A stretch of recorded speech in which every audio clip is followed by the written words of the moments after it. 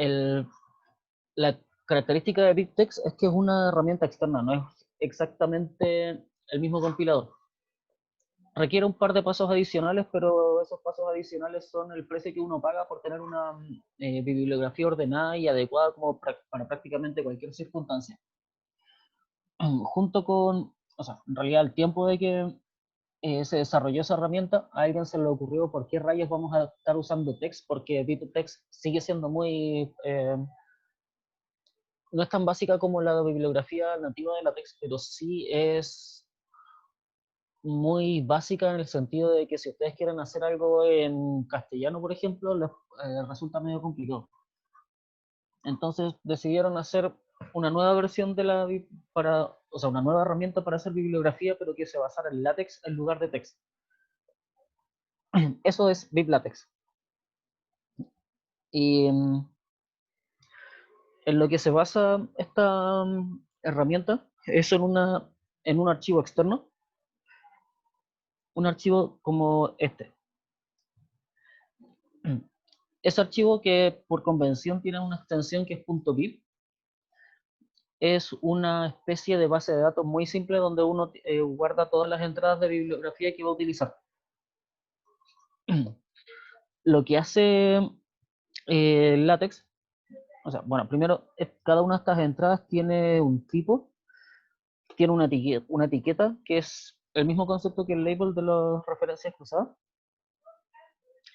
y cada una de estas entradas se puede distinguir con un montón de atributos raíz que uno puede ir entregándole. Lo que hace LaTeX es que cuando lo compilamos la primera vez e incluimos la bibliografía, LaTeX encuentra todos los lugares donde se citan elementos bibliográficos y dice y señala cuáles son. La siguiente vez que lo compilamos debemos hacerlo con un programa externo que en el caso que el que vamos a ver nosotros es Beaver. O sea, ver entre comillas, porque en realidad lo voy a hacer overlay por uno.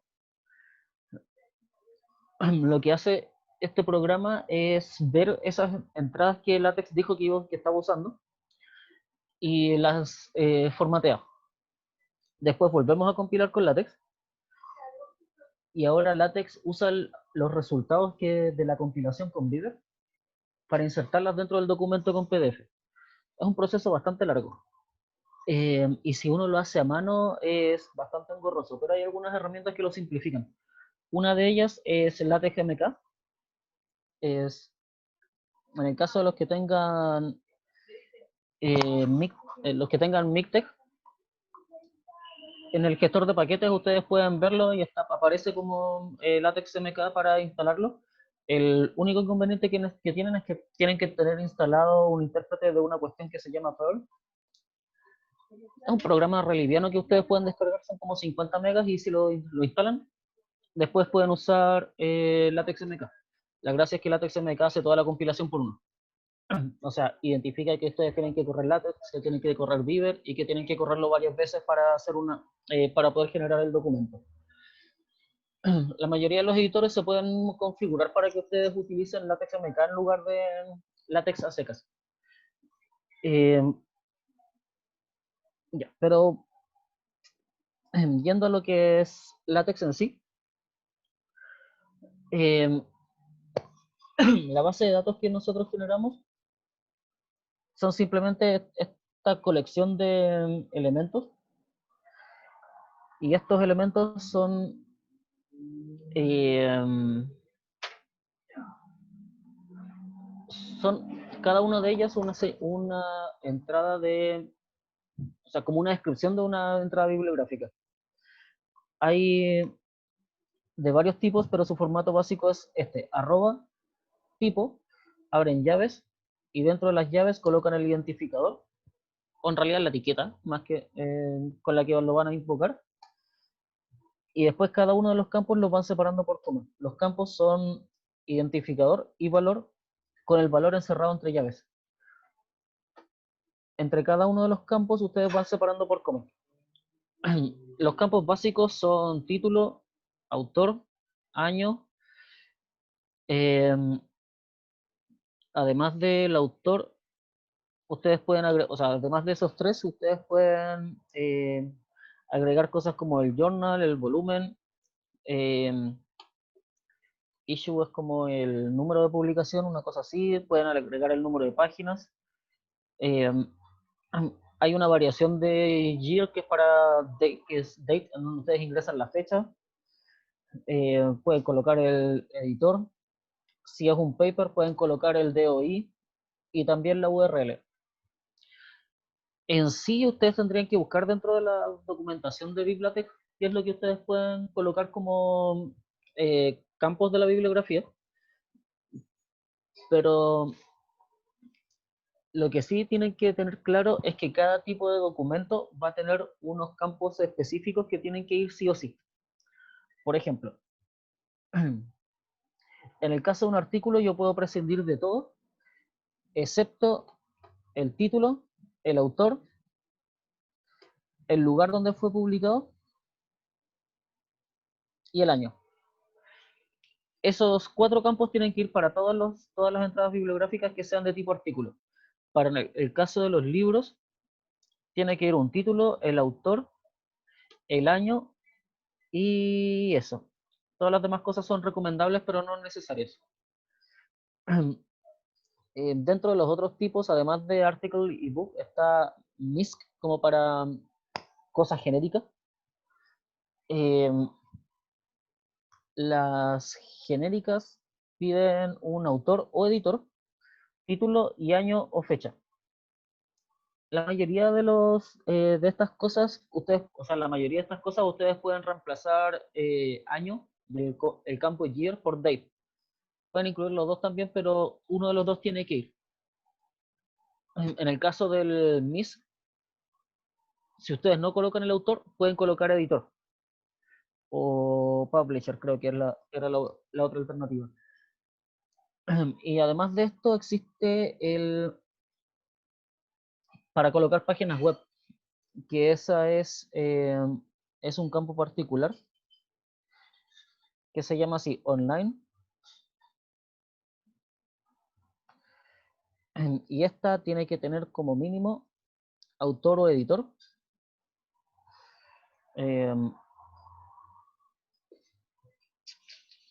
Por ejemplo, el Mundo Today. Se me olvidó cuál era la dirección exacta. Pongamos un artículo periodístico de calidad y bastante serio.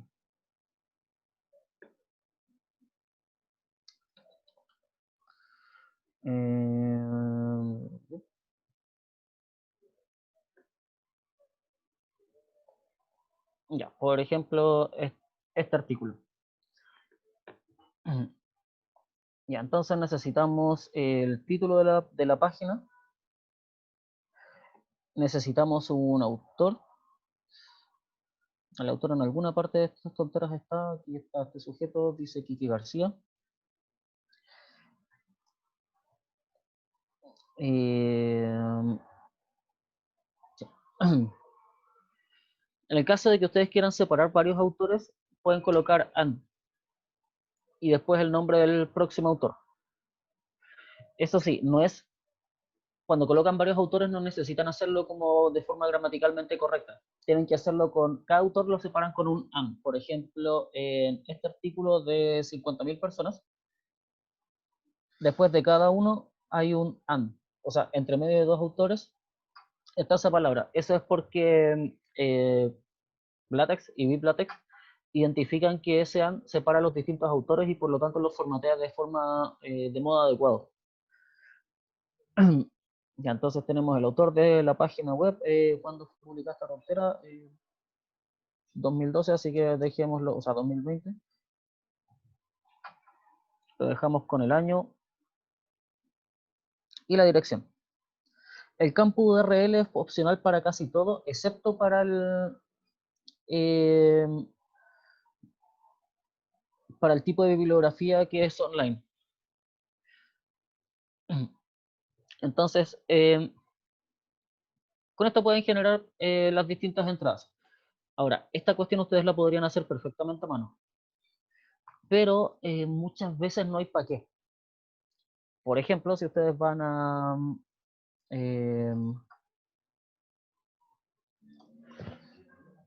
Google Books y buscamos, no sé, algún libro, por ejemplo,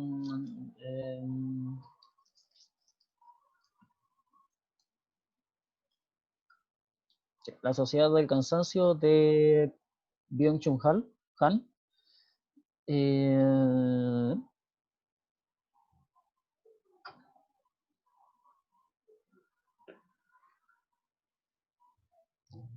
Ustedes en esta página van a ver acá información bibliográfica y van a poder exportar citas a distintos formatos. La gracia de exportarlo a BibTeX es que el mismo Google les va a descargar un archivo con el formato adecuado. Pero aquí tendría que cambiar la página y va a ser mucho tiempo. Así que esta página también lo puede exportar y lo hace creo que en ella misma.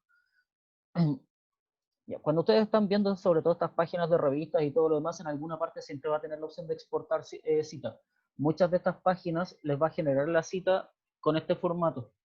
Directamente llegar y copiar en BibTeX o algún otro formato que a ustedes les interese. Y de esa forma ustedes llegan y pegan la cuestión y no se preocupan de nada más. La página los va a formatear por ustedes. También podrían hacerlo a mano, como dije, pero no siempre es necesario. Especialmente en páginas de journal grandes como o journals que usan mucho este tipo de formatos. Probablemente si quieren escribir un libro sobre derecho, ahí no van a encontrar nunca la exportación y la van a tener que hacer a mano. Pero en áreas como física, matemáticas o ciencias en general, siempre van a encontrar la herramienta. Archive, por ejemplo,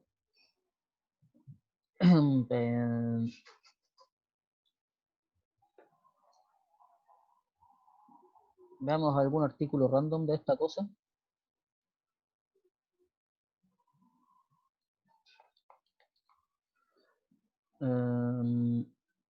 Aquí está. A este lado está el exportar la cita a BibTeX. Probablemente esto lo va a descargar, no estoy seguro.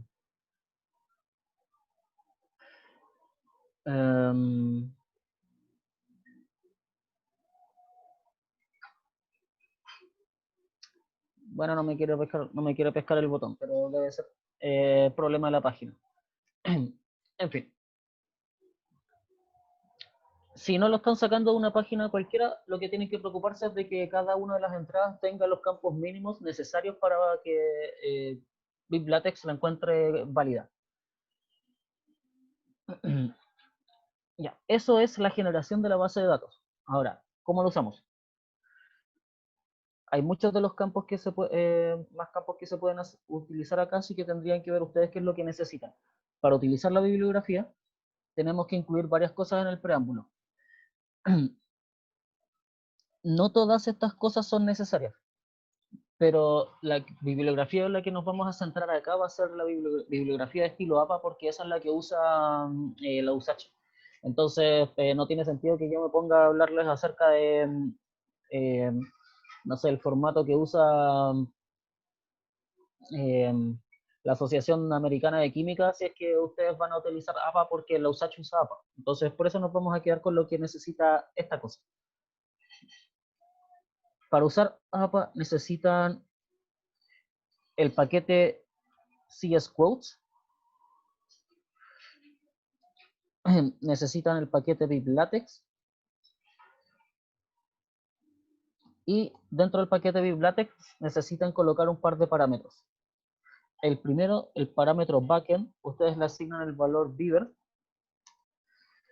y el siguiente en style ustedes le colocan APA. Este formato, de hecho creo que esto no lo había mencionado antes, pero algunos paquetes ustedes pueden colocar, o sea, pueden colocar las opciones como en el caso de la clase, simplemente los valores, pero también pueden colocarlo de esta manera, como parámetro igual valor. En el caso de BibLatex, backend es el programa que ustedes van a utilizar para compilar la bibliografía. Existen varios, entre esos BibTeX, BibTeX 8 y Beaver, y creo que un par más. Pero para usar APA necesitan Beaver. Por alguna razón de los funcionamientos internos, Beaver es el que funciona con BibLatex y APA. Y, además de eso, necesitamos configurar dos cosas más. Primero, un comando particular que es declare language mapping. Que eso va a ser, es un comando que va a decir, primero, vamos a usar el idioma español y segundo, vamos a usar APA en español. APA es muy mañoso, yo creo que cualquier persona que haya tenido que hacer una bibliografía sabe lo mañoso que es APA. Y la cosa es que está configurado o tiene definiciones de comportamientos según los idiomas en los que ustedes quieran escribir el documento. La pifia que hay, la pifia que podríamos decir que hay con BibLatex y APA es que la cantidad de idiomas que está definido son limitados. O sea, hoy en día deben haber unos 5.000 idiomas registrados en el planeta. Creo que son 5.000 los que están vivos, varios de ellos están en la categoría de en vías de extinción. Pero aún así son como 5.000 los idiomas dando vueltas. Esos idiomas, eh,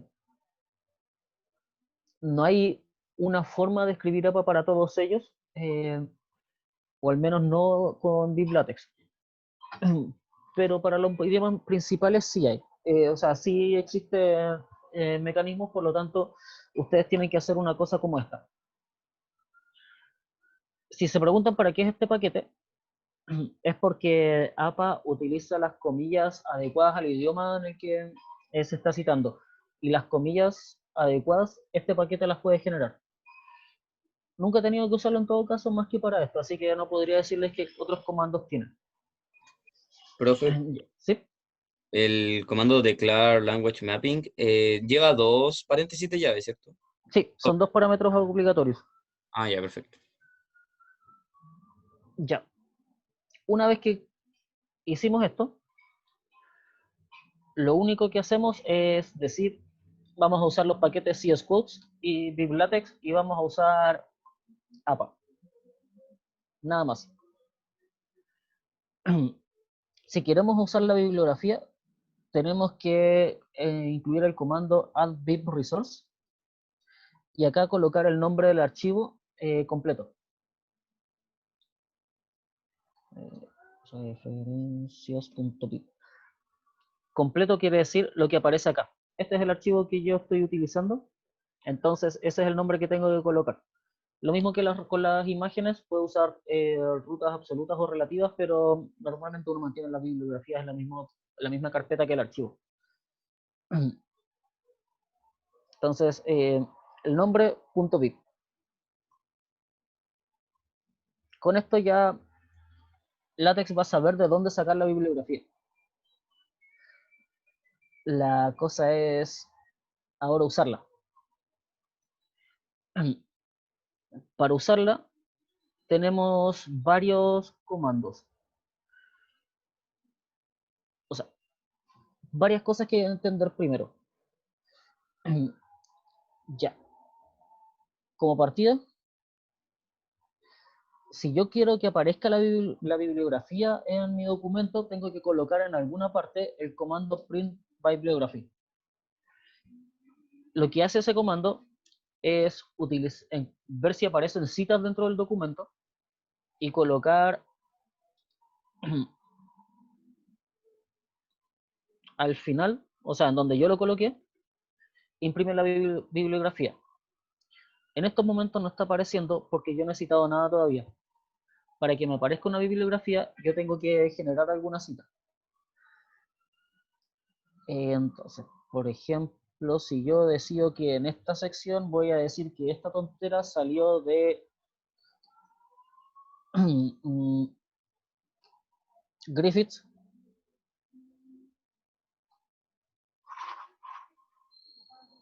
Ahora con esto ya va a empezar a generarse una bibliografía. El comando cite va a decir, esto lo saqué de alguna parte, o sea, estoy citando algo. Ese algo es la etiqueta que yo le puse a la bibliografía. Ese Griffith 2017 Introduction es ese libro, que es Introducción a la Electrodinámica de Griffiths. David James Griffith creo que se llama este sujeto. Esta cosa cumple dos roles. Primero, le dice a LaTeX que estoy aquí utilizando una cita. Eso hace que, bueno, en el caso de Overleaf hace todos los procesos para compilar la bibliografía. Pero la cosa es que como aparece una cita, ya tengo algo que mostrar en la bibliografía. Entonces, en ese momento va a aparecer impresa la bibliografía y va a colocar el, el documento que yo estoy citando con toda la información necesaria. LaTeX no va a incluir todas las cosas que yo coloco en mi base de datos de referencias. Lo que va a colocar es simplemente aquellas que yo estoy utilizando dentro del documento. Y eso es, en realidad. Una vez configurada la bibliografía de manera básica, puedo utilizarla con el site y en el documento aparece así. Ya. La razón por la que aparece así es porque eso es lo que hace este comando, pero existen varios. Eh,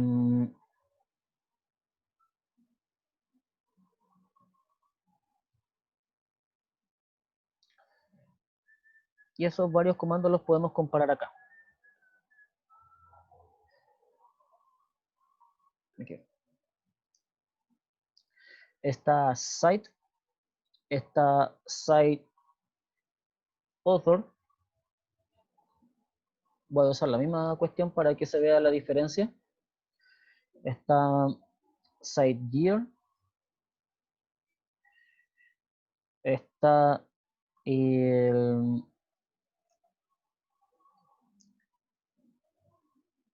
parent site y otros varios. Estos son como los principales.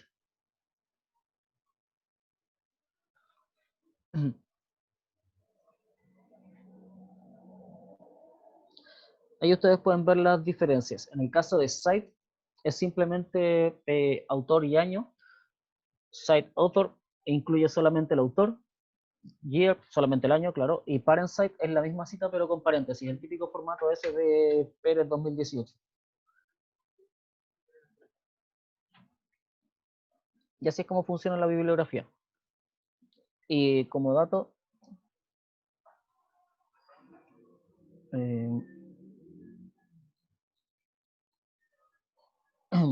un ejemplo de esta cosa que usa muchas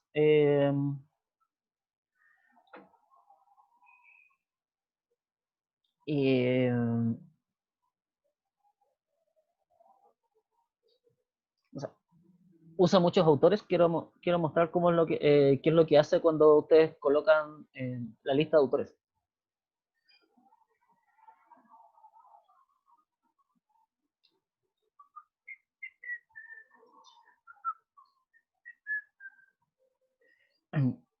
Ya. Ahí está. Bueno, en el caso de este es la página. Entonces coloca la información necesaria para identificar la página y en el caso de los autores coloca la lista pero en la cita pasé de largo, coloca el equals o equal en realidad para decir y colaboradores y ese equal depende del idioma. En inglés se suele usar el et al. Bueno, ese et al va cambiando según el idioma en el que ustedes estén trabajando el documento. Y así es como se usa la base de la bibliografía. ¿Alguna pregunta? Ah, dos cosas que me faltaron mencionar. Primero, si yo quiero que en mi bibliografía aparezcan elementos que no estoy referenciando directamente, algo que es bastante común porque en principio hay dos tipos de referencias. Las que, o sea, se conoce como referencia o algunos lo entienden como referencias las cosas que yo utilizo para sentar las bases del documento que estoy desarrollando, que son las cosas que aparecen directamente citadas en mi documento, y está la bibliografía que son para las cosas que yo quiero colocar para que la gente que esté interesada en el tema pueda profundizar más. Las que yo coloco de esa manera no aparecen mencionadas en el cuerpo del texto. Eso lo ven ustedes mucho en los textos guías. Por ejemplo, en textos de física moderna, aparece como descrito todo el fenómeno y todo lo demás, pero no aparece de dónde salió cada cosa, entonces se coloca al final la bibliografía, que son la lista de papers de dónde salió toda la información. Bueno, para hacer eso existe un comando especial que es noCite. Acá yo, por ejemplo, podría colocar esa referencia y esa otra, de forma de que yo quiera asegurarme de que ambas aparezcan en la bibliografía. En tanto site como no site, yo puedo separar las referencias por coma. Entonces, cuando, o sea, en lugar de estar escribiendo un site por cada una de las cosas que yo quiera que aparezcan, escribo todas en el mismo lugar. Y ahora en la bibliografía aparecen S y S, que no los usé dentro del documento. Eso es lo primero de la bibliografía, y lo otro es que el comando print bibliography yo le puedo dar dos parámetros opcionales.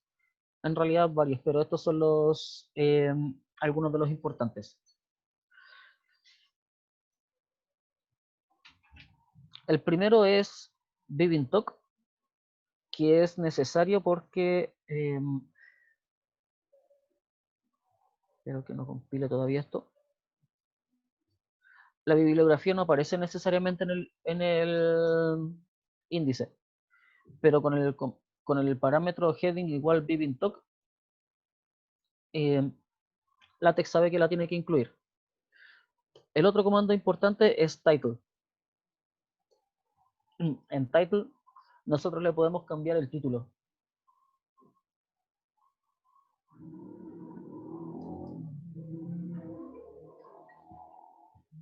Entonces, en lugar de aparecerme simplemente bibliografía, que es el nombre por defecto en un libro, yo le puedo colocar el nombre que a mí se me antoje. El nombre por defecto en libros es bibliografía, pero en artículos y reportes es referencias. Yo puedo forzar el título con esa opción. Ya, ahora sí. ¿Dudas, preguntas que tengan con la bibliografía?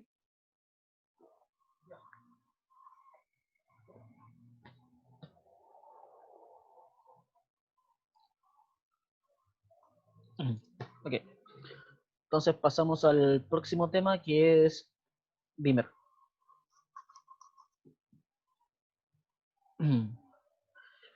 Beamer es el tipo de documento con el que nosotros podemos crear presentaciones. Entonces, en lugar de estar usando PowerPoint, podemos usar LaTeX y producir elementos de cosas de calidad. Hay un montón de cuestiones acá que están comentadas porque no las quería borrar. ¿En qué consiste Beamer? Una clase de documento más. Yo digo document class, Beamer, fin. Puedo colocarle también las típicas configuraciones. Hay algunas que no tienen sentido en todo caso, así que no les van a servir, pero yo le puedo cambiar el tamaño de la letra. Y algunas otras cosas varias, como decir 16.9 y no se notó mucho el cambio, pero la gracia de colocar S o 16.10 es que es la relación de aspecto de la diapositiva. 16.9 es 16:9, 16:10 es 16:10. Si no le coloco ninguna de esas opciones, por defecto es 4:3.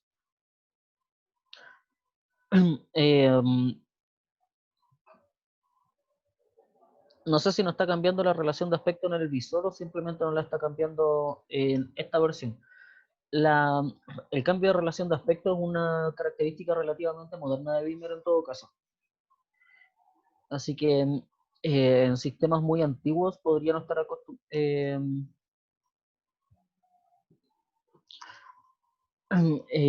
podría no tener la opción todavía. Sobre la pregunta del template, después, porque eso es parte de las cosas que tienen que ver con la personalización de látex. De hecho, les voy a pasar el enlace de dónde sacarlo.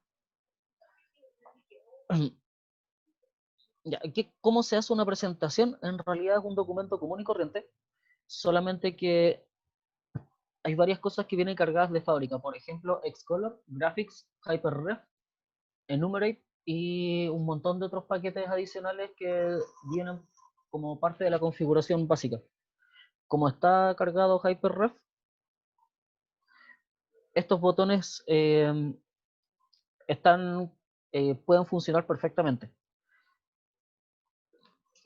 El funcionamiento de Beamer, eso sí, tiene una pequeña diferencia con un documento normal. Yo defino cuál va a ser, o sea, qué es lo que va a haber en cada diapositiva. El entorno frame me dice a mí que lo que yo voy a hacer es colocar una diapositiva y el comando make title en particular va a generar una diapositiva de título. O sea, make title dentro de un frame va a generar una diapositiva de título. Esa es la cosa. Entonces, cuando yo quiera empezar a agregar cosas, simplemente agrego frames. El primer parámetro que yo le puedo dar a la diapositiva va a ser el título. El segundo, el subtítulo. Estos parámetros son obligatorios o sea, tienen el formato obligatorio, son con llaves. Ahí ustedes pueden ver que aparecen como título y subtítulo.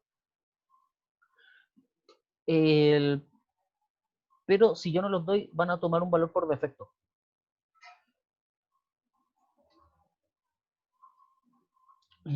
Si yo no doy título y subtítulo, su valor por defecto va a ser nada. Entonces, si no le coloco el título, puedo omitir los títulos, pero en realidad una diapositiva siempre debería tener un título.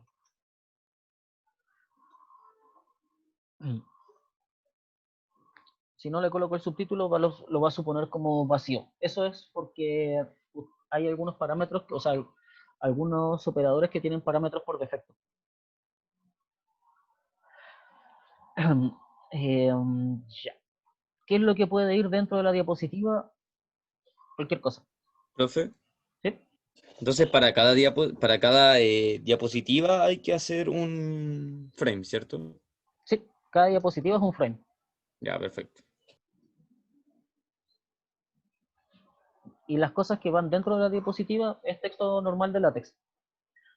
Y se va a ir ajustando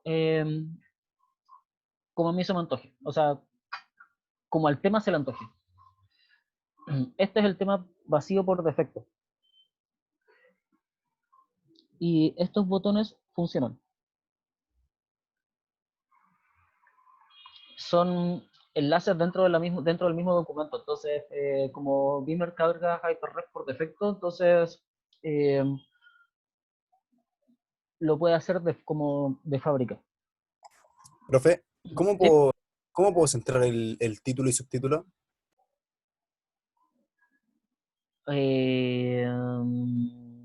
Buena pregunta. Eso creo que es problema del tema. Tendrías que modificar el encabezado del tema.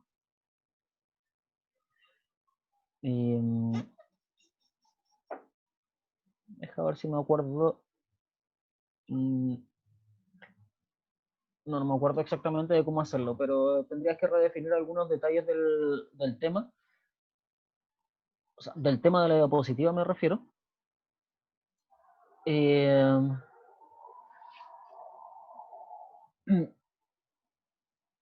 o ver algún tema que tenga eso configurado por defecto. El asunto con los temas es que son millones. Ya. Antes de pasar a eso, el comando básico es el que no es exactamente el que menciona su compañero, sino que es use theme. Y tiene algunas variantes porque Beamer funciona con varios temas que ustedes pueden mezclar. Pero antes de pasar a eso, dentro de una diapositiva ustedes pueden colocar lo que se les antoje, incluido por ejemplo el modo matemático.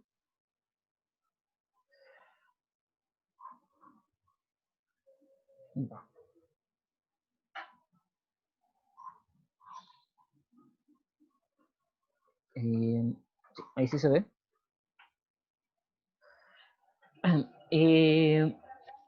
La única consideración es que si ustedes colocan algo fuera de un frame, una de dos, o se va a ignorar, o se va a ignorar, o se va a colocar como en su propia diapositiva como para tratar de forzar que el contenido esté. Las únicas cosas que deben ir fuera eh, de un frame son los comandos de sección. Las secciones, Beamer está basado en el artículo, así que no tiene capítulos, pero sí puede tener muchas secciones. Pero las secciones normalmente se interpretan más como algo de, como la meta información del documento, no es como algo que vaya a aparecer en las diapositivas, a menos que ustedes usen un tema que lo utilice. Y ahora sí, vamos con los temas. El comando para usar un tema es useTheme y alguna palabra que lo represente. Los temas se dividen en 4 grandes grupos. Está el tema interno, que son los temas con los cómo se va a ver el contenido de la diapositiva. El tema externo, o bueno, el primero es inner, el segundo es outer, que se configura cosas como los encabezados de las diapositivas y los pies de página, y creo que también las barras de navegación, o sea, las barras laterales, quiero decir. Está el tema de colores, que dice cuál es el esquema de colores que se van a utilizar, y el tema de fuentes, que va a describir cuáles son las fuentes de la diapositiva. En principio ustedes podrían definirlo todo en lo mismo, pero la cuestión es que esa variedad de cosas permite que uno juegue con los distintos temas. Y los temas generales suelen ser nombres de ciudades. Por ejemplo, Warsaw o Varsovia es eh,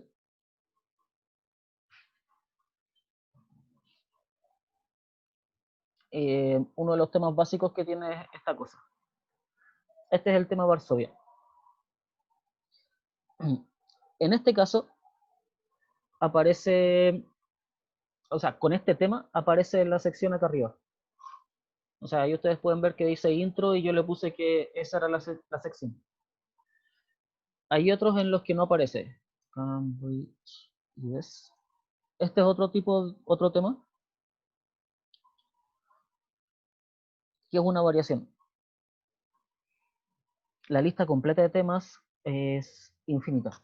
Así que ustedes tendrían que ver qué es lo que les acomoda. Pero en esta página, que se las mando por el chat, ustedes pueden ver la gran lista de temas y esta es una página infinita. Esta página, de hecho, de repente la usan, no creo que no es esta, pero es una que hace algo parecido. Creo que es esta página. Algunos la usan para ver como el rendimiento de los navegadores web porque tienen muchas imágenes, muchas cargas de cosas y cosas que mostrar. Estos son los temas básicos y si se fijan tienen todos nombres de ciudades. Había uno que quería mostrar, creo que era este, el Copenhague.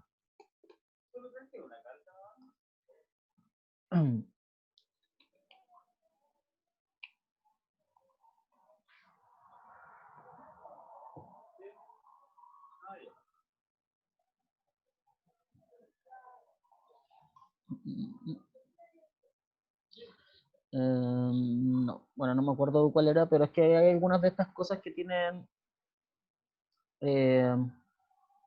no, esta muestra la lista de secciones arriba. Es que hay algunas que muestran como el avance en el... Esta era Dresden.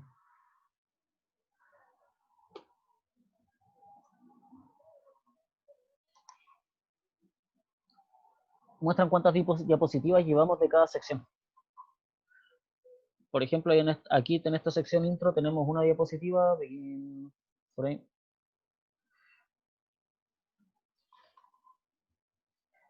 Si yo agrego otra diapositiva, me va a aparecer un segundo círculo que va a estar sin marcar. Y entonces ahí me dice cuál es la posición dentro de la diapositiva en la que estoy.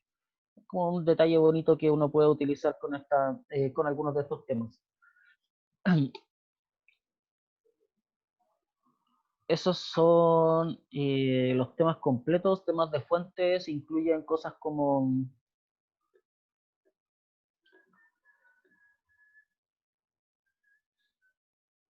esas, o sea, este tipo de diferencias. Acá hay una, o sea, esa es una diapositiva con el tema por defecto. Esta tiene una pequeña diferencia respecto de las fuentes y así. Bueno, igual ustedes pueden hacer sus propios temas, pero no se los recomiendo. Es un cacho de proporciones bíblicas. Ya, ahí tendrían que ver qué es lo que quieren, qué es lo que les gusta, qué es lo que les sirve y empezar a juguetear. El tema de las diapositivas que yo les he mostrado, ese es un tema que he personalizado, ese tema lo hice yo.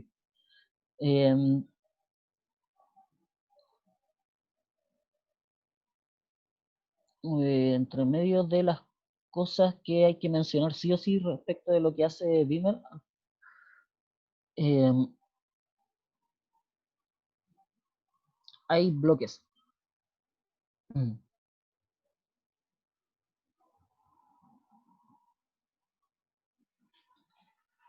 Los bloques son simplemente ambientes que encierran cosas, pero su gracia es que hay distintos tipos de bloques. Por ejemplo, bueno, ese es el bloque normal que tiene un título.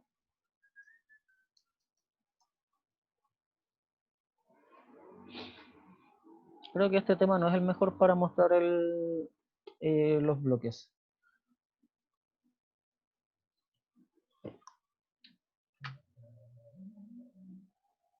Ya, sí. Ya, este muestra mejor cuál es el efecto. Dentro de los bloques hay varios tipos. Aquí.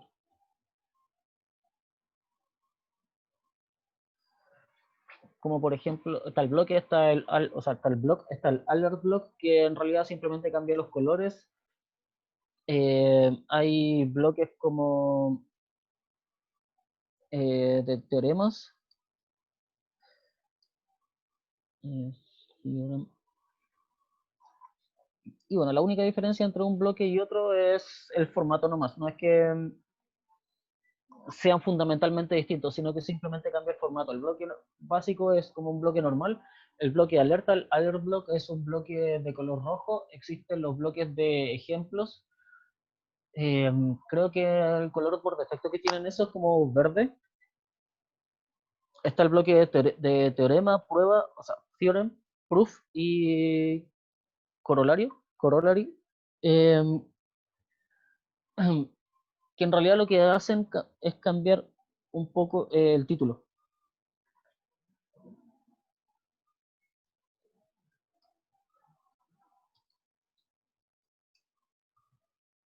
Mm,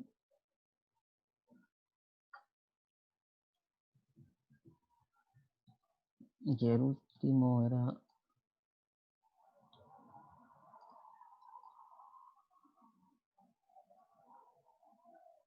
Creo que se llamaba así el último. Si no, no me acuerdo cómo se escribe ese ahí está. Ya, eso. Son bloques y los distintos tipos de ellos. Otra de las cosas que se pueden hacer es que es típico que uno hace como animaciones básicas con una diapositiva. Beamer, como son PDF, no está pensado para hacer esos efectos de animaciones ridículos que hacen que uno quiera golpear al expositor que permite PowerPoint. Pero sí permite efectos como, por ejemplo, hacer que las balas aparezcan una a una. Eso hay varias formas de realizarlo.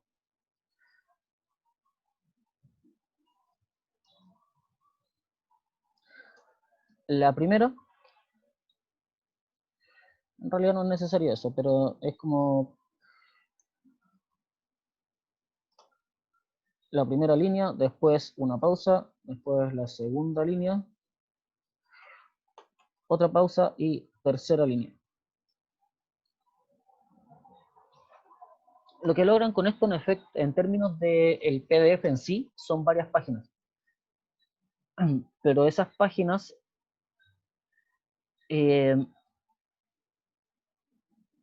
no avanzan el número de páginas. Van a ver eso en la primera diapositiva, en la segunda y la tercera. Esa es la gracia de la pausa y es la forma más básica de hacer ese efecto. Pero hay algunas formas más complejas. Y esas formas más complejas les permiten mucho control sobre lo que ustedes quieran.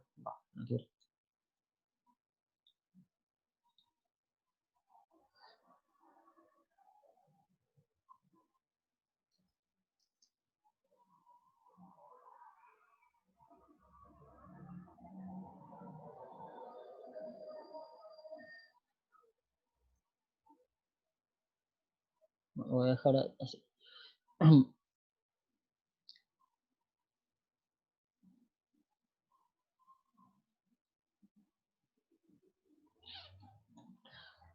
Por ejemplo, yo quiero que eso esté en el slide 1, esto quiero que esté en la 2 a la 3.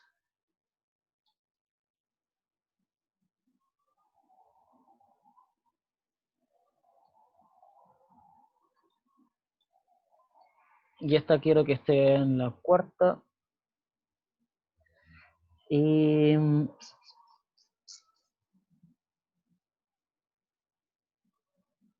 quiero que solamente en la 3 me aparezca esto.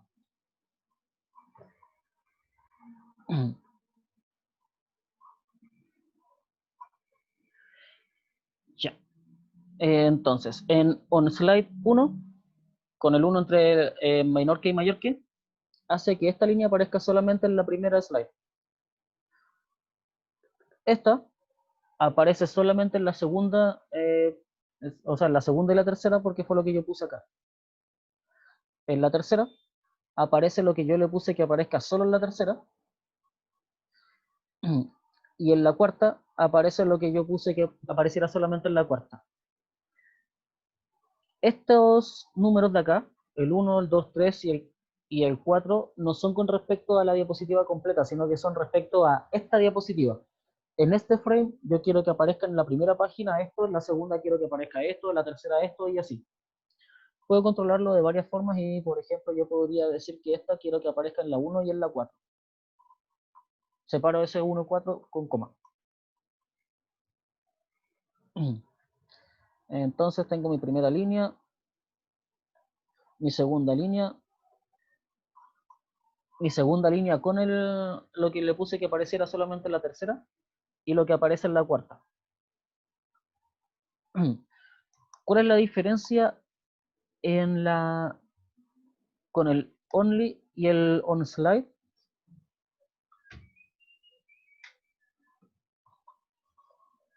Se va a notar de esta manera.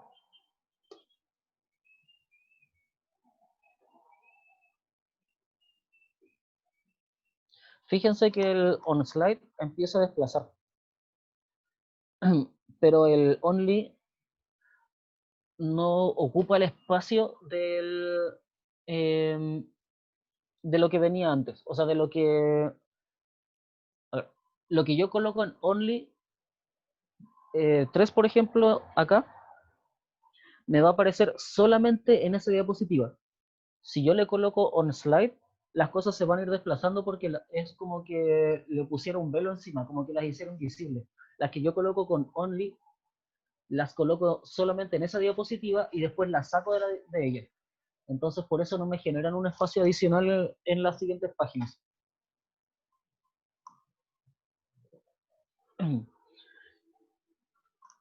Ya, eso es un truco para poder modificar, hacer que las cosas aparezcan en varios...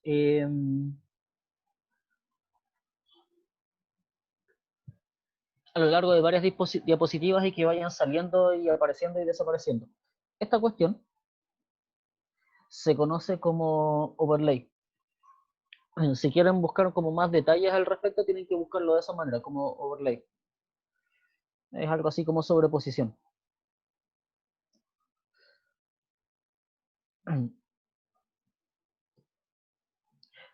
Y como adicional, otra alternativa al overlay es darle yo la opción Allow Frame Breaks. Esta opción es incompatible con las anteriores, especialmente con el post. Creo que con el on slide podría funcionar, pero con el post no. El post produce errores con el Allow Frame Breaks. Lo que hace esta diapositiva es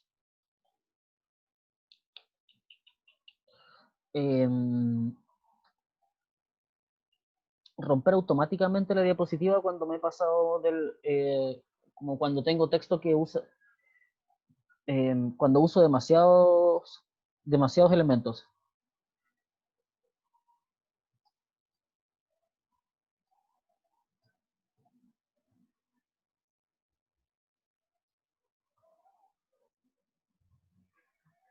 Por ejemplo, esos son como 20 líneas y esas 20 líneas podrían no caberme en una diapositiva. Allow Frame Breaks lo que va a hacer es que cuando llega al final de la línea, simplemente rompe la diapositiva y agrega la otra. O sea, cuando llega al final de la diapositiva o del espacio que sabe que puede ocupar la diapositiva, simplemente sigue en la siguiente. Y yo puedo forzar eso con Frame Break. Si yo lo dejo a su libre albedrío, o sea, LaTeX va a descubrir dónde sería mejor, pero también yo puedo forzarlo utilizando Frame Break. Entonces, donde yo coloco este comando, me interrumpe la diapositiva y sigue con la siguiente. Frame Break solamente existe cuando yo tengo la opción Allow Frame Breaks. O sea, no puedo romper una diapositiva que no le he permitido que se rompa.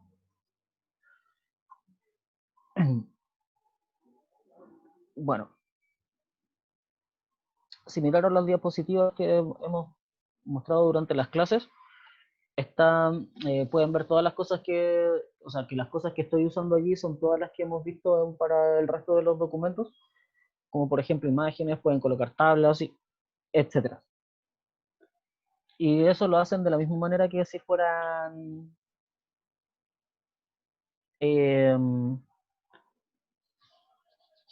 documentos normales.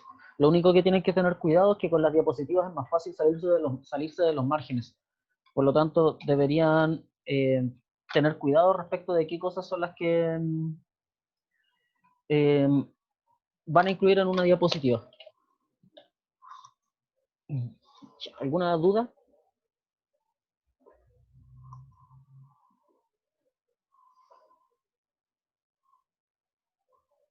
Profe, ¿Mm? ¿este archivo se exporta como PDF o como presentación? ¿Cómo se exporta? PDF. En LaTeX en principio trabaja solamente exportando a PDF, o sea, si usamos PDF LaTeX, los otros formatos son PostScripts y Enhanced PostScript, que son los PS y EPS respectivamente, y las versiones más arcaicas trabajan con DBI. Pero hoy en día casi todo el mundo trabaja con PDF LaTeX y todas las herramientas que hemos visto nosotros para este curso funcionan siempre con PDF LaTeX, con LaTeX normal muchas de ellas no van a funcionar. Por ejemplo, Beamer no funciona con PostScript, solamente con PDF. Así que esto es para generar presentaciones en PDF. Ya, ¿alguna otra pregunta?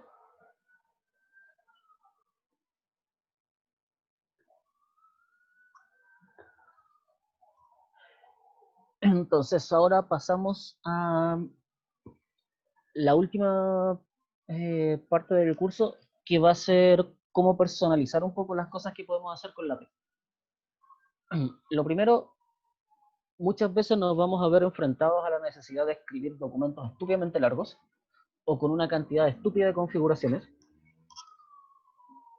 Y eso va a hacer que nuestros programas, o sea, nuestros archivos base sean muy largos.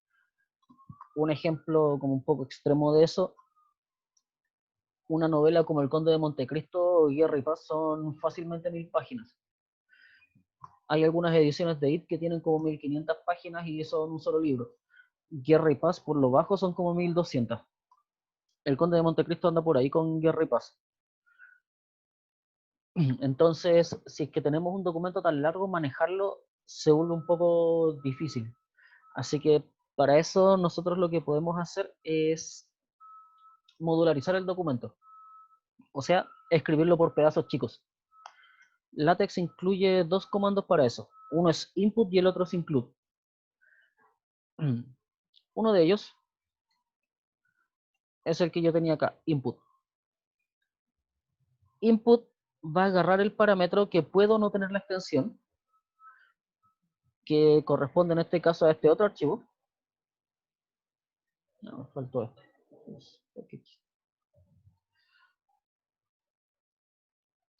Bueno, yo normalmente lo que hago es esto. Agarro todas las configuraciones del archivo y las coloco en un archivo de configuración aparte. De esa manera, el preámbulo del documento me queda re chico. O sea, me quedan solamente esas cosas como la clase del documento, un input de la configuración particular del documento que estoy haciendo, por ejemplo, el título, el autor y la fecha, y después comienzo. Esto todavía no lo pesquen.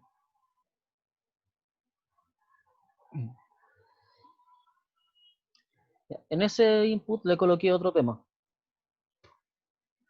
Y ese otro tema es lo que va a estar cargado. Profe, ¿Sí?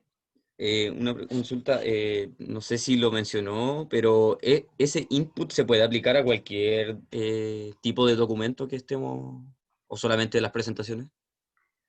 Es LaTeX, es un comando de LaTeX. Ah, ya, perfecto. Entonces, a cualquier, sea artículo, libro, cualquier cosa. Sí, de hecho, con los libros, o sea, como referencia, cuando a mí me tocó escribir mi tesis, cada uno de los capítulos yo lo tenía en un archivo aparte. Ah, ya, perfecto. Además de las configuraciones, así que sirve bastante para hacer que los códigos no sean infinitos, que esa cuestión es un problema bastante común cuando uno no tiene cuidado al momento de escribir cosas. Está bien que los documentos se alarguen y todo lo que quieran, pero la cosa es tratar de mantenerlos ordenados para que sea más fácil para uno poder editarlos e irlos arreglando. Además de input, existe otro comando que es include, y una de las principales diferencias es que con input no necesito colocar el punto T. Si lo coloco, bien. Si no lo coloco, no importa. Pero con include tengo que colocarlo. En principio son parecidos. Un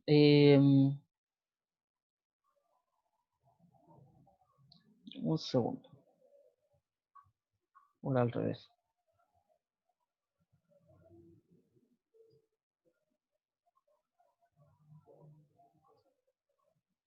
No, era al revés. Con include no tengo que colocar el punto text. Se me habían cruzado los cables.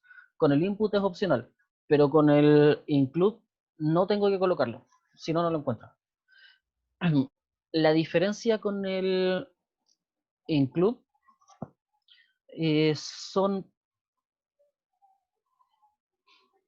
son pequeñas en realidad. Input puede incluir otros inputs. O sea, yo puedo tener un archivo incluido con input y ese otro archivo a su vez incluir más subarchivos. Eso es válido con input. Con include no. Include es solamente para incluir un único archivo. Y otra cosa importante que no se nota acá, o sea, no se va a notar acá en esto. Aquí tenía un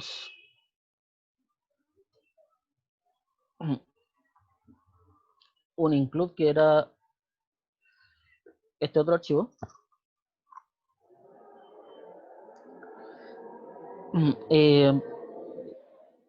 Bueno, la razón por la que no se nota con Beamer es porque cada una de las cosas que yo incluyo es una diapositiva.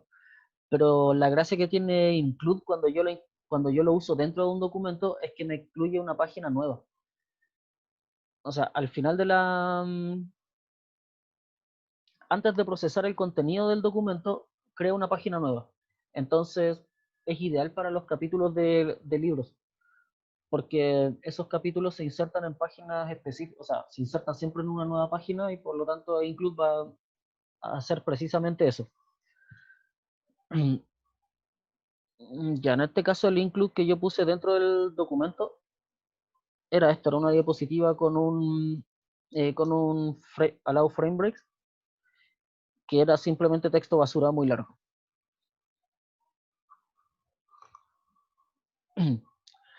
Y ya, eso es para incluir subarchivos. Recomendación importante, nunca usen tildes ni espacios en los nombres de archivos, porque eso solamente produce cachos para este tipo de herramientas. Y no son necesarios en realidad, sobre todo los espacios.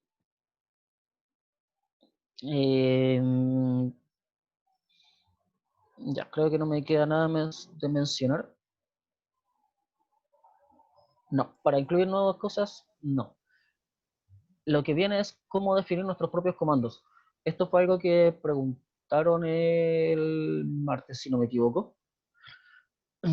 Y definir nuestros propios comandos en sí no tiene mucha ciencia. Basta con eso. La sintaxis que estoy usando acá es el comando es new command. Acá el nombre del comando completo, o sea, backslash el número del o sea, backslash y el nombre que yo le quiero colocar al comando.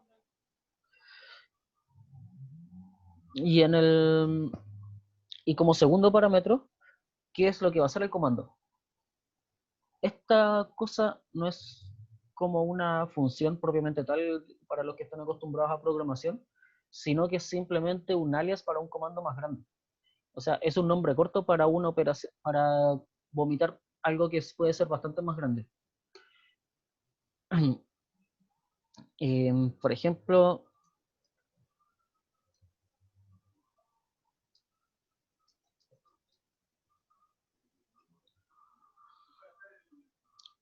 eso. Eso es un comando nuevo y una vez que yo lo definí, lo puedo utilizar, por ejemplo, acá.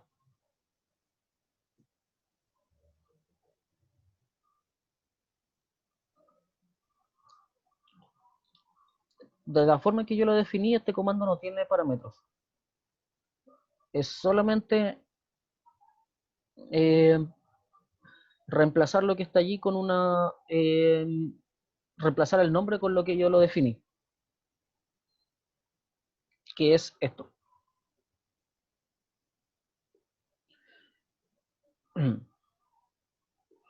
Entonces, si yo lo coloco un poco más abajo,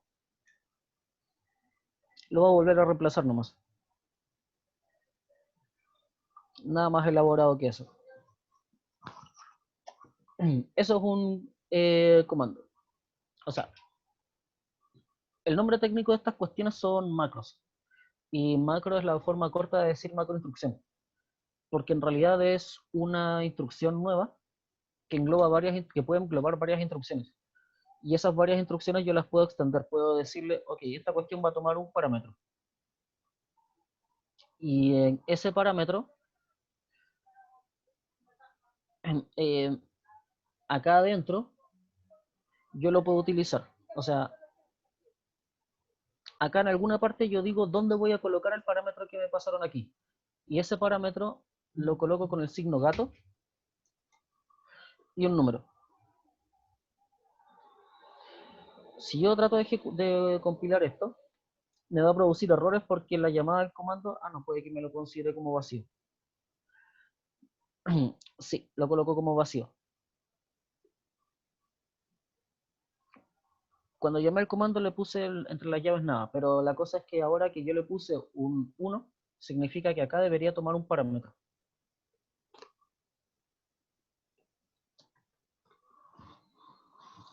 Entonces ese parámetro se va a aplicar donde yo dije que se utilizara dentro del comando. Y el lugar donde yo lo hice fue en la parte que está en negrita.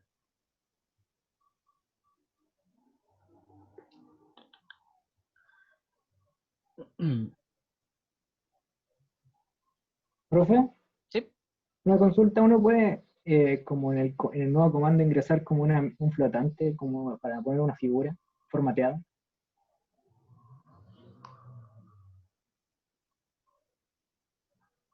Sí, pero muy probablemente. Ya.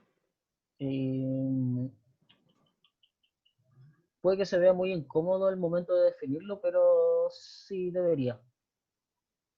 Ya. Gracias. Sí.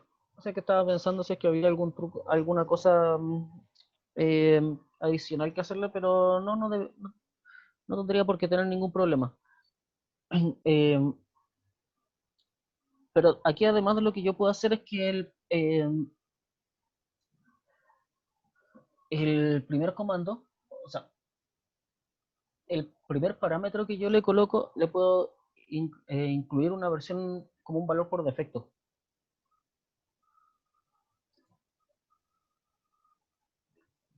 Ese valor por defecto es para cuando yo acá no coloco,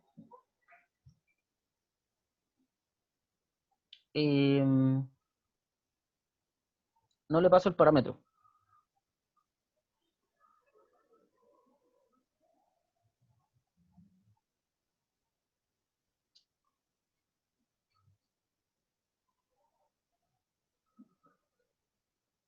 Un segundo, creo que me faltó algo.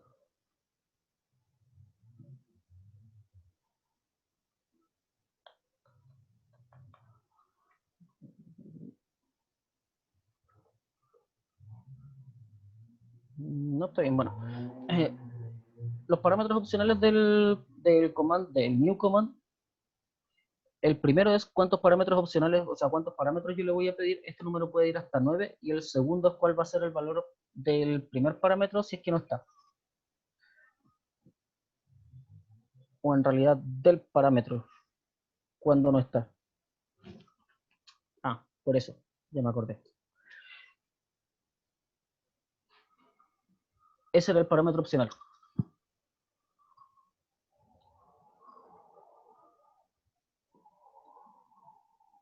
El parámetro que yo coloco como por defecto es el parámetro opcional. Se me habían cruzado los cables, es culpa de Laura. Si yo quiero que el segundo, o sea, que el parámetro, si quiero un parámetro opcional y un parámetro obligatorio, tengo que colocar que tome dos parámetros.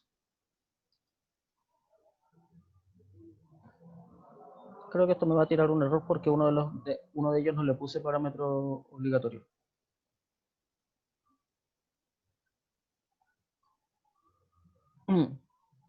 Simplemente no me lo pesco. Ya.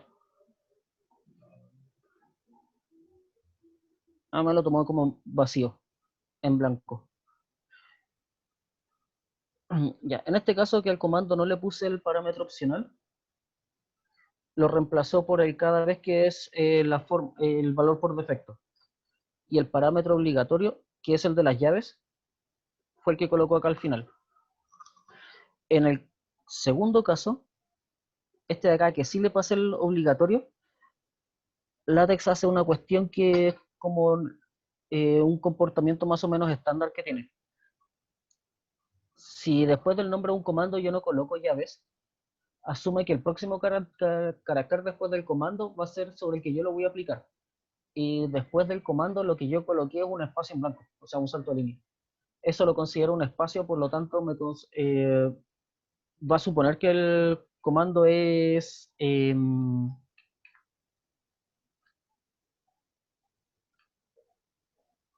el comando es el espacio.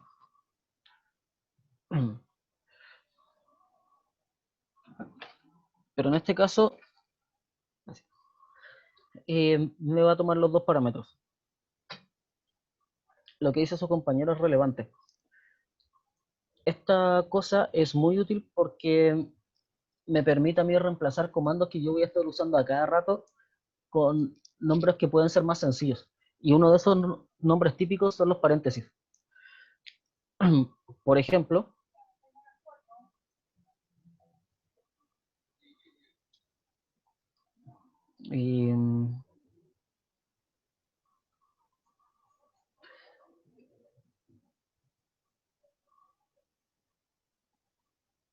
no, me faltó que aquí le voy a pedir un parámetro.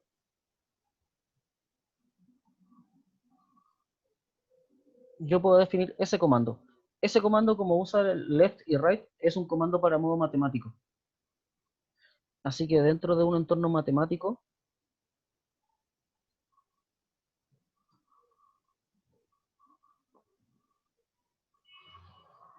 yo podría llamar esos paréntesis. Ese está más arriba. Más arriba está.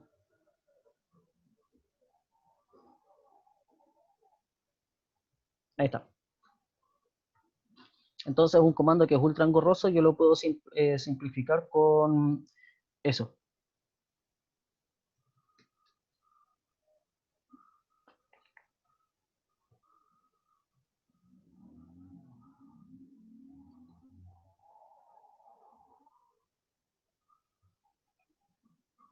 Ahí como para hacerlo exagerado.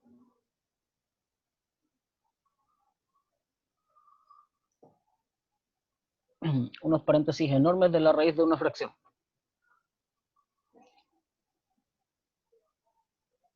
Esa es uno de los potenciales usos de los comandos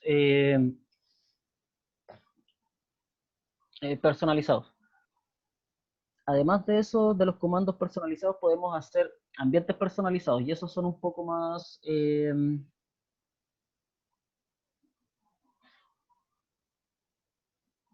no sé si complicados, pero tienen más cosas. Un ambiente personalizado tiene primero que todo su nombre, en este caso le puse discurso, la cantidad de parámetros que van a tomar, un parámetro que me va a describir qué es lo que voy a hacer antes del ambiente y algo de qué es lo que voy a hacer después. En este caso, este ambiente lo que va a hacer es colocar el parámetro al principio con una coma, un salto de una línea en blanco, o sea, un salto de párrafo, y después va a colocar alineado a la derecha un ambiente de quote, o sea, para citas, y lo va a colocar en tamaño grande. Ahí termina lo que va a colocar antes de que yo empiece o sea, antes de que yo coloque los contenidos del ambiente. Y luego, el último parámetro que es para lo que va a cerrar el ambiente, cierra el ambiente quote y cierra el ambiente de alineación a la derecha. Entonces después yo lo puedo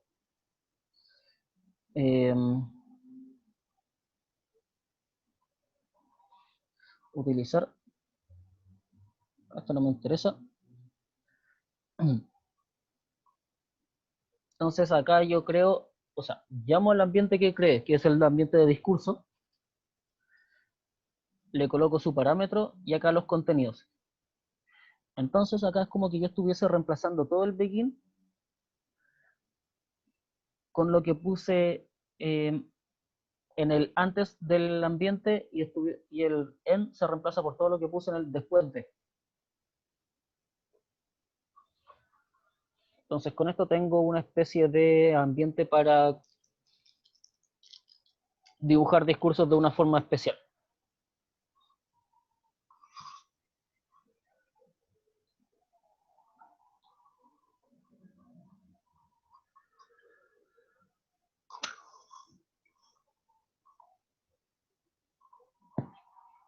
Y eso es un ambiente. Consideración importante. Los parámetros de los ambientes, o sea, esos parámetros que yo definí acá que iba a tener el ambiente, solamente existen en el antes de él. En esta parte ya no existen. Por lo tanto, tienen que considerarlo al momento eh, cre de crear este tipo de ambientes. Estas cosas las pueden usar para crear ambientes que sean bastante complicados y que ustedes vayan a usar a cada rato. Entonces simplifican el uso del ambiente creando básicamente un alias para el contenido normal. Ya, eso. ¿Alguna duda, pregunta con la creación de ambientes? ¿O comandos?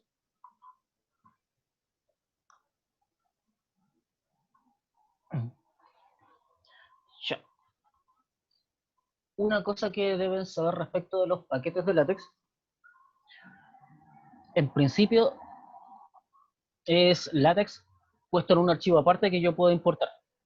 O sea, todos mis use package que yo estoy usando acá son básicamente archivos de configuración como, bueno, no exactamente como este, pero de la misma idea. Instalar paquetes nuevos en látex puede ser bastante terrible. En el caso de distribuciones Linux es re fácil porque ustedes simplemente le pegan un apt-get o un yum, según el sistema que estén utilizando, e instalan el módulo de TechLib, por ejemplo, que requieran. En el caso de Mictech, que es el que se usa en Windows, es una cosa parecida. Simplemente abren el gestor de paquetes de Mictech e instalan lo que estén buscando. El problema es qué pasa si ustedes quieren instalar los paquetes a mano. Muy poco recomendable porque es un cacho. Son como 50 pasos de instalación de cada paquete, así que lo mejor es dejar que el sistema lo instale por uno. Si ustedes necesitan instalar un paquete que no es oficial, por ejemplo, algo que una persona creó y está compartiendo con el mundo, lo que pueden hacer ustedes es copiarlo en la misma carpeta del documento que están haciendo. Es como lo más sencillo y lo más directo y les va a funcionar mientras tengan el nombre del paquete bien puesto. Los paquetes en LaTeX son de dos tipos. Los .sti son paquetes con comandos de LaTeX que son los que nosotros llamamos con use package. Los CLS son clases de documentos.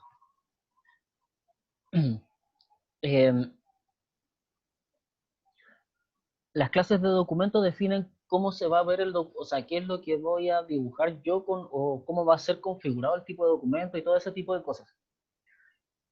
Cómo definir sus propios paquetes en realidad está bastante más allá de lo que pretendía con este curso, pero el paquete, o sea, la página de Wikibooks al respecto que les mandé por el chat, tiene todo lo que necesitan saber para eso. Bueno, en realidad tienen todo lo básico para saber, o sea, para saber qué utilizar al respecto. Ahora, la cosa es esta plantilla para el formato este fue uno de los formatos oficiales del USACH. Bueno, esto fue creado a mano a punta de un montón de archivos .sti, que son esos 5, más este archivo que es el logo de la universidad. Y estos 5 archivos lo que uno hace es pegarlos o sea, copiarlos en la misma carpeta de la diapositiva. Que eso es lo que estoy, qué es lo que hago en esta carpeta. Los temas de Beamer siempre se llaman Beamer, algo, theme y el nombre del tema. Por ejemplo, el tema de Varsovia, el primero que les mostré dentro de lo que podían configurar como temas de Beamer, se llama Beamer Theme Varsovia, o sea, Warsaw en realidad, .sti. El archivo, o sea, estos archivos para los temas de Usage son Beamer Theme Usage, Beamer Outer Theme Usage, Inner Theme Usage, Font Theme Usage, etc. Para usarlo, gracias, fue una joda. Estas direcciones están en las mismas diapositivas, pero se las mando por el chat por si quieren probarlas al tiro. Están en GitHub, llegar y descargar. Cualquier duda que tengan, cualquier cuestión que les pase, avisen porque esto es un trabajo en progreso y la idea es que podamos hacer presentaciones en LaTeX y eventualmente convencer a los de diseño de la universidad para que lo coloquen en las como planillas oficiales algún día. Y además de eso, hay otro tema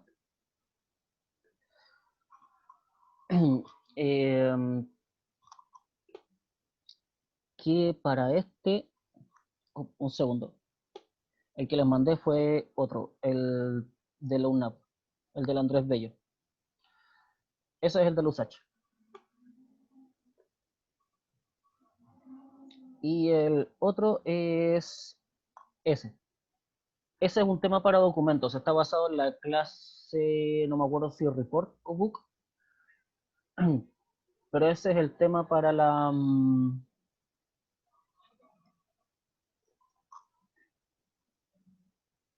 para hacer tesis con el formato oficial de los hechos.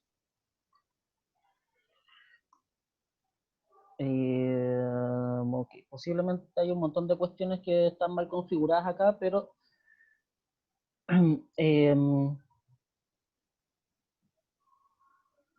sí, creo que me faltan como millones de configuraciones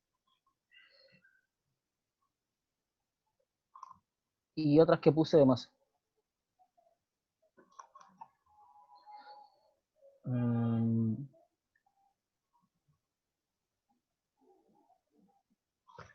Bueno, no me acuerdo de cuáles son todas las cosas, pero ahí en la misma página de o sea, en el mismo GitHub que les mandé, hay un archivo de ejemplo que dice cómo usar esta cuestión o que muestra cómo ir utilizándolo. Probablemente hay un montón de cuestiones que no están funcionando, sobre todo en el Make Title, porque hay un montón de cosas que no configuré que deberían haber ido. Pero bueno, si quieren usar si quieren usar este formato para hacer tesis o cualquier informe que quieran que quede con el formato de tesis en la universidad, simplemente descargan los archivos, tienen que descargar por lo menos 3.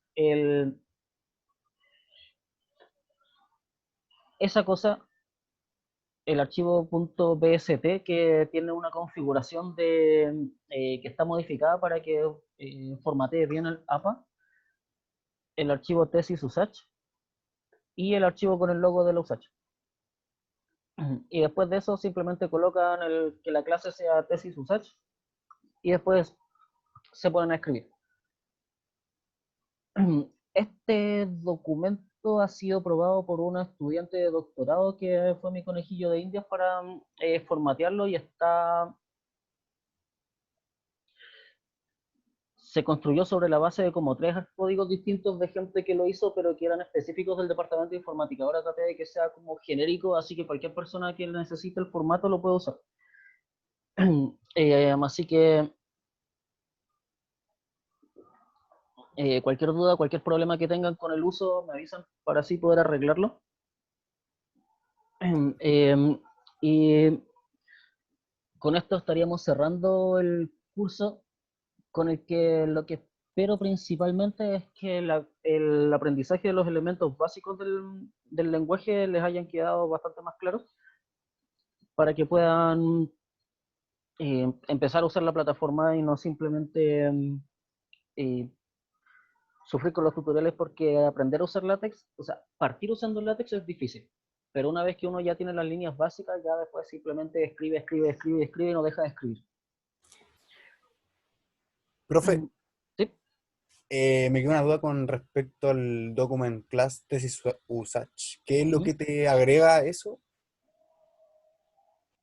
Es un reemplazo de las clases Article, Report y Book, que está formateada para usar, para que quede como el formato de tesis que pide la biblioteca del Usage. Ya, pero eso te agrega así como paquetes o forma de letra, así como ese tipo de cosas. Te hace la portada, no sé. Sí, pero no. Agrega, o sea, carga un montón de cosas por defecto. No me acuerdo en estos momentos cuáles eran. Creo que las tengo escritas en el README. Eh, define bastantes comandos que son específicos para la tesis, por ejemplo, unos ambientes para escribir abstracts, eh, un comando para definir las palabras claves, tiene páginas para dedicatorias y carga Babel en castellano, carga InputEnv, FontEnv, TextComp, carga Fancy Header también, Enumerate, Graphics, Hyperref y Multirow, que es un comando, o sea, un paquete para escribir, para agrupar filas dentro de una tabla. eh, define un montón de cuestiones, la verdad. Estuve bastante tiempo reordenando esta cuestión, así que eh,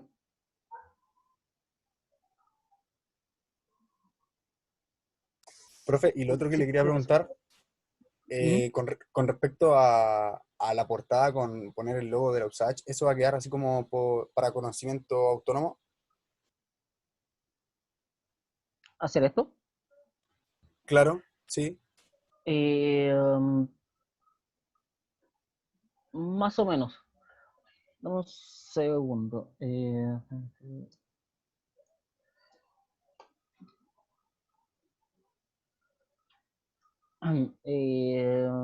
Bueno, espero que tengan un poco de soltura con el inglés, porque acá está como descrito más o menos cómo hacerlo, o sea, Wikibooks. Eh, el problema con hacer la propia página de título es que muchas veces requiere que uno esté jugueteando con los comandos de posicionamiento y esa cuestión igual puede ser un poco avanzada, entonces por eso está como un poco fuera de lo que alcanzaban en 4 clases de curso.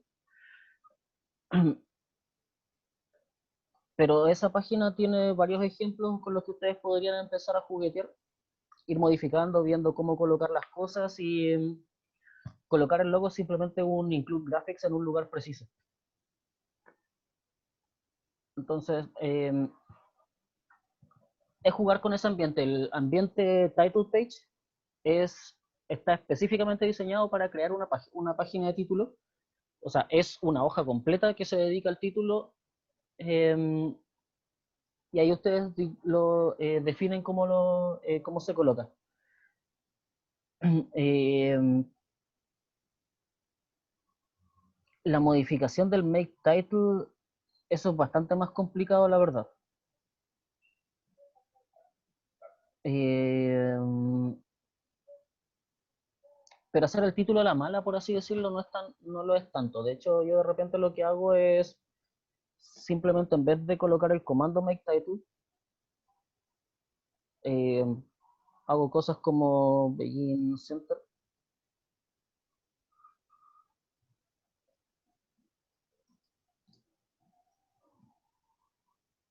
después un bspace de, por ejemplo, 2 centímetros.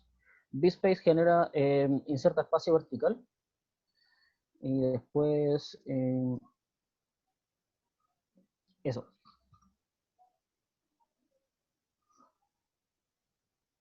Bueno, eso no va a quedar con un título como tan bonito de buenas a primeras, pero es como un principio de la forma en la que uno de repente hace el título de una forma distinta al make title, como cuando ustedes quieren que el título sea como a su pinta. Comando make title por defecto siempre es muy orientado a cómo está a la definición del documento base, y el title page es para hacer una página de título completa, no es como por ejemplo para un artículo en donde ustedes tienen un título arriba. Bueno, son opciones al final. Ahí ustedes ven cuál es la que les sirve más. ¿Respondí la pregunta con eso o no? Sí, la base al menos sí, pero obviamente va a tener que investigar un poco más. Sí, en realidad buena parte de aprender a hacer esto es tratar de hacerlo. Ahí ustedes van a encontrar cómo se pueden hacer distintas cosas, cómo van a aparecer, van a poder diseñar los documentos de acuerdo a sus propias mañas y cosas por el estilo. Acá traté de ser lo más genérico posible con las cosas y tampoco me pude meter con tanto detalle, porque por ejemplo el trabajar con unidades de medida en látex igual es tema, no es tan trivial, entonces por eso podría tomar mucho tiempo.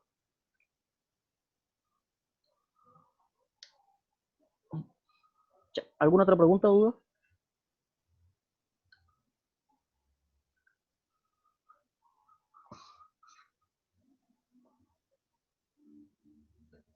Parece que no. No. Ya. Entonces, aquí Le, con Oye, esto por hoy. le quiero dar las gracias a Javier por haber hecho estas clases, estas 4 sesiones. Lamentamos haber tenido que cambiar un día y horarios por motivos de todos, de la rama estudiantil y todo, pero eso te quería dar las gracias, Javier, y a ustedes por haber asistido.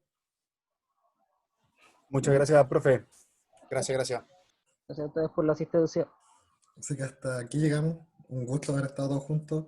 Nos vemos ojalá en una próxima actividad. Yo enseguida voy a mandar un correo y voy a subir esta clase para los que se la hayan perdido. Así que estén muy bien todos. Los apuntes de hoy día los voy a subir